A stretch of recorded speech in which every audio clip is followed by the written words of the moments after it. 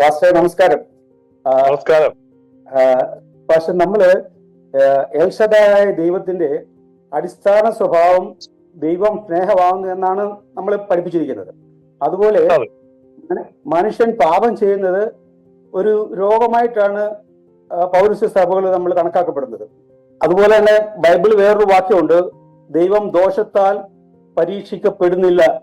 അങ്ങനെയെങ്കിൽ എന്റെ ചോദ്യം, നോഹയുടെ കാലത്ത് ജനം പാപം ചെയ്തു കഴിഞ്ഞപ്പോൾ സത്യദൈവം എന്തുകൊണ്ട് അവരെ എല്ലാം കൊന്നുകളഞ്ഞു?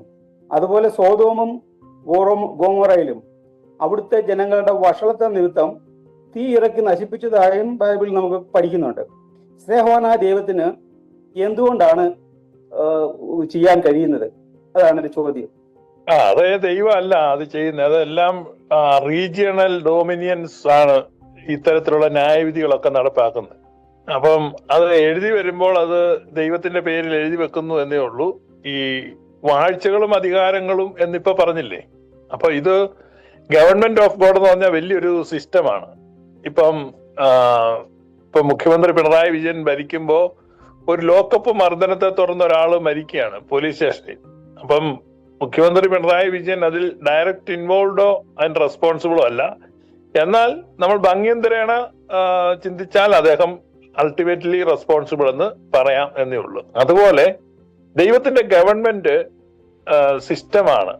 അപ്പൊ ആ സിസ്റ്റത്തിനകത്താണ് ഇതൊക്കെ നടക്കുന്നത്. അപ്പൊ അതുകൊണ്ട് നമുക്ക് ദൈവം അങ്ങനെ ചെയ്തു എന്ന് പറയാം. പക്ഷെ ദൈവം ഡയറക്ട്ലി അതിനകത്ത് ഇടപെടുന്നില്ല. ദൈവം ഗ്രേഷ്യസ്ലി ആണ് ഡീൽ ചെയ്യുന്നത്. ഗവൺമെന്റ് ഓഫ് ഗോഡ് എന്നുള്ള ഒരു ചിന്ത നമ്മൾ മനസ്സിൽ വരുമ്പോൾ ഇന്ത്യ ഗവൺമെന്റ് പോലെ വളരെ ബൃഹത്തായ ഒരു സംവിധാനമാണ്. അപ്പൊ അതിന്റെ ഓരോ മേഖലകളിലും ഇപ്പം ഒരു ലോക്കപ്പ് മരണം ഉണ്ടായിക്കഴിഞ്ഞാൽ പ്രതിഷേധക്കാർ മുഴുവൻ മുദ്രാവാക്യം വിളിക്കുന്ന ആഭ്യന്തരമന്ത്രിക്കെതിരായിട്ടും മുഖ്യമന്ത്രിക്കെതിരായിട്ടും ഒക്കെ ആയിരിക്കും വിളിക്കുന്നത്. അപ്പൊ അതിനെ അങ്ങനെയാണ് നമ്മൾ മനസ്സിലാക്കേണ്ടത്. അത് റീജിയണൽ ഡൊമിനിയൻ ആണ് ഇതൊക്കെ ചെയ്യുന്നത്. രണ്ടാമത്തെ ക്വസ്റ്റ്യന്, യേശുക്രിസ്തുയുടെ ജനനം മൂലമാണ് നമുക്ക് രക്ഷ ഉണ്ടായത്, ദൈവവുമായിട്ടുള്ള ബന്ധം അടുപ്പിച്ചു എന്ന് നമ്മളെ പഠിപ്പിച്ചു. അങ്ങനെയെങ്കിൽ നമ്മൾ ദിവസേന പ്രാർത്ഥിക്കുന്ന പ്രാർത്ഥന മോറാനി ശുമിശ എന്നുള്ള പ്രാർത്ഥനയെ കർത്താവേ നിന്റെ മരണത്താൽ ഞങ്ങളുടെ മരണം മാഞ്ഞു പോവാനായിട്ട് എന്ന് തുടങ്ങുന്ന അങ്ങനെയാണ് നമ്മൾ പ്രാർത്ഥിക്കുന്നത്. അങ്ങനെ പ്രാർത്ഥിക്കേണ്ട ആവശ്യമുണ്ടോ? അങ്ങനെ എങ്കിലേ കർത്താവിന്റെ മരണം ആവശ്യമായിരുന്നില്ലേ? അത് കർത്താവേ നിന്റെ മരണത്താൽ ഞങ്ങളുടെ മരണം മാഞ്ഞു പോകാനായിട്ട് എന്ന് പറഞ്ഞാൽ പാപത്തിന്റെ ശമ്പളമാണ് മരണം. പാപത്തിന്റെ ശക്തിയോ ന്യായപ്രമാണം. വായിച്ചിട്ടുണ്ടോ വാക്യം? റെഫറൻസ് വേണോ? റോമാലേഖനത്തിലാണ്. അപ്പൊ പാപത്തിന്റെ ശമ്പളമാണ് മരണം, പാപത്തിന്റെ ശക്തി ന്യായപ്രമാണമാണ്. ആ ന്യായപ്രമാണമാണ് ക്രിസ്തുവിന്റെ മരണത്താൽ മാഞ്ഞു പോയത്. അതുകൊണ്ടാണ് മശിഹ മരണത്തെ കൊന്നു എന്ന് പറയുന്നത്. അപ്പം കർത്താവിന്റെ മരണത്താൽ മാഞ്ഞുപോയ മരണം ന്യായപ്രമാണം എന്ന മരണമാണ്. നമ്മുടെ പ്രാർത്ഥനകളൊക്കെ ഒരു ജുദയോ ക്രിസ്ത്യൻ ബാക്ക്ഗ്രൗണ്ടിൽ എഴുതപ്പെട്ടതായതുകൊണ്ട് ആ ജുദായിസത്തിന്റെ എലമെന്റ്സ് അതിനകത്ത് ഉണ്ടാകും. അപ്പൊ ആ മോചനമാണ് നമ്മളവിടെ മരണത്താൽ മരണം മാഞ്ഞു പോയി എന്ന് പറയുന്നത്. കർത്താവിന്റെ ജീവനാലാണ് നമ്മളിൽ ജീവൻ വ്യാപരിക്കുന്നതെന്നും റോമാലേഖനത്തിൽ എഴുതിയിട്ടുണ്ട്. അവന്റെ ജീവനിൽ നമ്മൾ വാഴും എന്നാണ്, അവന്റെ മരണത്തിൽ വാഴുമെന്നല്ല. We will reign in his life. അപ്പൊ അവന്റെ ജീവനിലാണ് നമ്മൾ വാഴുന്നത്, അവന്റെ മരണത്തിലല്ല നമ്മൾ വാഴുന്നത്. അവന്റെ ജന്മത്താലാണ് വിടുതൽ എന്നുള്ളതിന്റെ ആശയമാണ് ഞാൻ പറഞ്ഞത്. മരണത്താൽ മരണം മാഞ്ഞു എന്നുള്ളത്, അപ്പൊ അതും ഈ പ്രാർത്ഥനയ്ക്കകത്ത് വരുന്നത്. ഇതൊരു പുരാതന സഭ ആയതുകൊണ്ടാണ് ആ പ്രാർത്ഥനയ്ക്കകത്ത് അത് വരുന്നത്. ഒരു ആധുനിക കാലത്ത് നമ്മൾ എഴുതുകയായിരുന്നെങ്കിൽ അങ്ങനെ എഴുതേണ്ട ആവശ്യമില്ലായിരുന്നു. മനസ്സിലായോ? ഇൻഡിപെൻഡന്റ് ആയിട്ട്. ഓക്കെ, മനസ്സിലായി. അടുത്തൊരു ക്വസ്റ്റ്യനുകളുണ്ട്.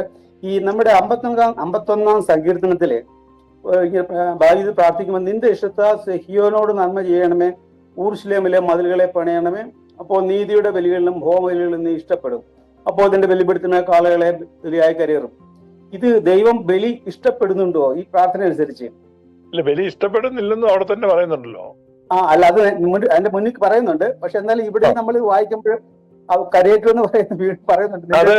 അത് സ്തോത്രബലിയാണ്. അതായത് ഈ റിസ്റ്റോറേഷൻ വന്നു കഴിയുമ്പോൾ ആനന്ദം കൊണ്ട് സ്തോത്ര ബലിയാകുന്ന കാളകളെ അർപ്പിക്കും എന്ന് പറഞ്ഞാൽ ഒരു സെലിബ്രേഷൻ ആയിട്ട്. അതുകൊണ്ടാണ് നിന്റെ ബലിപീഠത്തിൽ കാളകളെ ബലിയായി കരയേറ്റും. അതുകൊണ്ടാണ് നമ്മൾ കുർബാനയ്ക്ക് പോകുമ്പോൾ സ്തുതി ബലികളാണ് ചേറിടുവിൻ കർത്തൃപ്രാകാരത്തിൽ എന്ന് പാടുന്നത്. സാക്രിഫൈസസ് ഓഫ് പ്രൈസസ് ആണ്, സ്തുതിയുടെ ബലികളാണ്. ശരി, ഓക്കെ ഓക്കെ പാസ്റ്റർ. അത് ഒരു ചെറിയ ക്വസ്റ്റ്യൻ ഉണ്ട്. നാം എന്തിനാണ് ഇപ്പോഴും ഈ ഊർഷമില്ല മതിലിനെ പണിയണമെന്ന് പ്രാർത്ഥിക്കുന്നത്? നമ്മുടെ നമ്മൾ പ്രാർത്ഥിക്കേണ്ട കാര്യമില്ല. അത് നമ്മൾ പ്രാർത്ഥിക്കുന്നല്ല, അത് ദാവീദിന്റെ പ്രാർത്ഥനയെ നമ്മൾ റിസൈറ്റ് ചെയ്യുന്നതാണ്. പാപത്തിൽ എന്റെ അമ്മ എന്നെ ഗർഭം ധരിച്ചു എന്ന് നമ്മൾ പ്രാർത്ഥിക്കുന്നുണ്ട്. ഇപ്പൊ ജേക്കബ് ദാനിയേലിന്റെ അമ്മ പാപത്തിലല്ല ജേക്കബ് ദാനിയേലിനെ ഗർഭം ധരിച്ചേ, ലെജിറ്റിമേറ്റ് വെറ്റ്ലോക്കിലാണ്. അത് പാപമല്ല, നിയമപ്രകാരമുള്ള കൗദാശികമായ വിവാഹ ബന്ധത്തിലാണ് നിങ്ങൾ ഗർഭസ്ഥനായത്. അപ്പൊ ദാവീദിന്റെ പ്രാർത്ഥന എന്ന് പറഞ്ഞാൽ, ദാവീദിന്റെ അമ്മയെ സംബന്ധിച്ച് ഒരു ആരോപണം ഉണ്ടായിരുന്നു. ഈശായിക്ക് അവള് വ്യഭിചാരത്തിലാണ്, പക്ഷെ രാത്രിയിൽ ഈശായി കള്ളു കുടിച്ചിട്ട് ഈശായിയുടെ തന്നെ മകനാണ് ദാവീദ്. അപ്പൊ ആ തെറ്റിദ്ധാരണയിൽ നിന്ന് വന്ന ഒരു പ്രാർത്ഥന. അപ്പൊ അതുകൊണ്ട് പാപത്തിൽ എന്റെ അമ്മ എന്നെ ഗർഭം ധരിച്ചു, അത് അവന്റെ ദാവീദിന്റെ ബാല്യകാലത്തിലെ ഓപ്പറേഷനാണ്. അപ്പൊ ഇത് പാശ്ചാത്യര് മുഴുവൻ മനുഷ്യൻ ജനിക്കുന്ന പാപത്തിലാണെന്ന് പറയാൻ ഈ വാക്ക് എടുത്ത് ഉദ്ധരിക്കുകയാണ്. അതുകൊണ്ട് നമ്മുടെ എല്ലാ കൂദാശയിലും 51 സങ്കീർത്തനം വായിക്കുന്നുണ്ട്. നമ്മുടെ 51 സങ്കീർത്തനം ഇല്ലാത്ത വിവാഹ കൂദാശ വരെ വായിക്കുന്നുണ്ട്. പക്ഷെ മാമോദിസായിലില്ല. കാരണം മാമോദിസായിൽ ഇത് വായിച്ചാൽ തെറ്റിദ്ധരിക്കും ഈ കൊച്ചിന് ജന്മഭാവം ഉണ്ടോന്ന്. അതുകൊണ്ട് പർപ്പസ്ലി അതീത് മാത്രം 51 മസ്മൂറ മാറ്റി വെച്ചിരിക്കുക. അതിന്റെ അർത്ഥം എന്നാ? ഒരു കൊച്ചു ജനിക്കുന്നത് പാപത്തിലല്ലെന്നുള്ള. ഈ നമ്മൾക്കത് ആപ്ലിക്കബിൾ ആയിരുന്നെങ്കിൽ അത് മാമോദിസായിക്ക് വേണമായിരുന്നു. വേറെ ഒരിടത്തും വായിച്ചില്ലെങ്കിൽ ഇത് മാമോദിസായി വേണമായിരുന്നു വായിക്കാൻ. ഇത് ബാക്കി എല്ലായിടത്തും വായിച്ചിട്ട് മാമോദിസായിൽ ഒഴിവാക്കിയിരിക്കുക. മനസ്സിലായി. പക്ഷെ അപ്പൊ നമ്മൾ ഈ പുതിയ തലമുറയില് നമ്മുടെ ഒരു നവീകരണത്തിന്റെ ആവശ്യമില്ല. നമ്മുടെ ഈ പ്രാർത്ഥനയിൽ നിന്ന് ഊർജ്ജമില്ല മതിലുകളിൽ പണിയാൻ വേണ്ടി നമ്മൾ ഇപ്പോഴും പ്രാർത്ഥിച്ചുകൊണ്ടിരിക്കേണ്ട ആവശ്യമുണ്ടോ? ഈ അത് ദാവീദ് പ്രാർത്ഥിച്ച അതേ പ്രാർത്ഥന അത് പ്രാർത്ഥിക്കുന്ന അല്ല, ഞാൻ അതല്ലേ പറഞ്ഞേ. നമ്മുടെ ദുഃഖവെള്ളിയാഴ്ച നമ്മൾ യഹൂദനെ ശപിക്കുന്നുണ്ടല്ലോ. ഇപ്പൊ യഹൂദനെ ശപിക്കേണ്ട ആവശ്യമുണ്ടോ? ഇല്ല. അപ്പൊ അതുകൊണ്ട് ഈ നമ്മുടെ സഭ കാലാതീതമായിട്ടാണ്, ടൈംലെസ് ആയിട്ടാണ് നമ്മുടെ കൂദാശയും പ്രാർത്ഥന നിൽക്കുന്നത്. അപ്പൊ ടൈം റെഫറൻസ് ഇല്ല നമുക്ക്. അപ്പൊ ടൈംലെസ് പ്രയർ ആയതുകൊണ്ട് നമ്മൾ ദാവീദിന്റെ ഷൂസിൽ നിന്നാണ് പ്രാർത്ഥിക്കുന്നത്. അന്നത്തെ ദാവീദിന്റെ മാനസിക വ്യഥകളെ അനുഭവങ്ങളോട് താതാത്മ്യപ്പെട്ടിട്ട് നമ്മൾ ദാവീദിന്റെ കൂടെ നിന്ന് പ്രാർത്ഥിക്കുക. ഇവരുടെ എല്ലാം കൂടെ നിന്നാണ് നമ്മൾ പ്രാർത്ഥിക്കുന്നത്. അതുകൊണ്ടാണ് നിന്നാഗമനം പ്രവചിച്ച സത്യപ്രവാചകരോടുകൂടെ നിൻസ്തുതി പാടാൻ കർത്താവെ ഞങ്ങൾക്ക് അർഹതയേകണമേ. അപ്പൊ സത്യപ്രവാചകനാണ് ദാവീദ് മുഖാന്തരം പരിശുദ്ധ പാടിയിട്ടുണ്ട്. അപ്പൊ ആ ദാവീദിന്റെ വ്യഥകളെ നമ്മള് സഭ ഏറ്റെടുത്തിട്ട് ദാവീദിന്റെ കൂടെ നിന്ന് അത് ചൊല്ലുകയാണ്. അപ്പൊ നമ്മൾ 3000 കൊല്ലം പുറയിലേക്ക് പോയി. അപ്പൊ ഇതൊരു അപ്പൊ സുറിയാനി സഭയുടെ ക്രമീകരണം എന്ന് പറഞ്ഞാൽ വലിയ സംഭവമാണ് അത്. പക്ഷെ സുറിയാനി സഭയിലുള്ളവർക്ക് അറിയത്തില്ല. അതുകൊണ്ടാണ് നേരത്തെ പഠിപ്പിച്ചിട്ടുണ്ട്, കൈറോസിലാണ് പഠിപ്പിച്ചിട്ടുണ്ട്, നേരത്തെ പറഞ്ഞിട്ടുണ്ട്. അത് പഠിച്ചിട്ടാണോ പിന്നെ ഈ ചോദ്യം ചോദിക്കുന്നത്? നമ്മളിപ്പോ അത് ഉപേക്ഷിച്ചു കൂടായോ എന്ന് ഞാൻ ചോദിക്കും. ഇപ്പൊ പുതിയ തലമുറയിൽ ഈ വാദം ഇതെന്തിനാ നമ്മൾ ഇവിടെ ഉപേക്ഷിക്കാന്ന് പറഞ്ഞാൽ ഇപ്പൊ നമുക്ക് ഈ ഇപ്പൊ ഒരു ക്യാമറ മേടിക്കുമ്പോ ക്യാമറയ്ക്ക് ഒരു കേസ് കൂടെ കിട്ടും. അപ്പം നമ്മൾ ഫോട്ടോ എടുത്തിട്ട് ഈ കേസിനകത്ത് വെച്ച് വെക്കും. അപ്പൊ ഒരാൾ വന്നു എന്തിനാണ് ഈ കേസിൽ വെക്കുന്നത്? കേസിന്റെ ആവശ്യമില്ലല്ലോ എന്ന് പറഞ്ഞാൽ ഇല്ല. എന്നാ കേസിൽ വെക്കുന്നത് വേണോ? കേസ് വേണോ? വേണം. എന്തിനാണ് ഈ കേസ് കൊണ്ട്? എന്താണ് നമ്മുടെ ഫോട്ടോയ്ക്ക് മിഴിവ് കൂടുവോ? എന്താണ്? എന്തിനാണ് ആ കേസ്? മനസ്സിലായി.